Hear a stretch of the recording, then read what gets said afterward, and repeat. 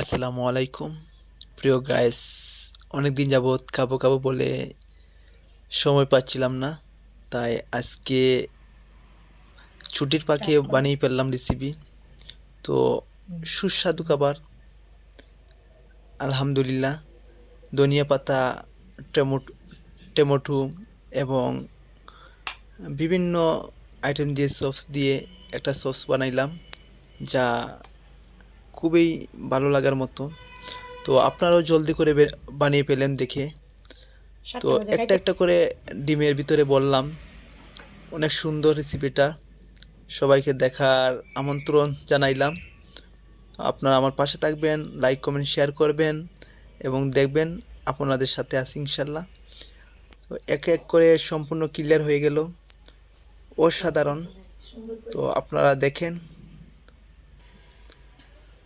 খুবই সুস্বাদু।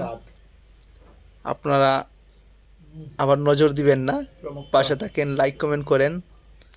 অসাধারণ, চমৎকার একটা। তো সবাইকে দাওয়াত রইল, সবাই ভালোবাসা দিবেন ইনশাল্লাহ। আমিও আপনাদের পাশে আছি। আমার যারা লাইক কমেন্ট করেন না, তারা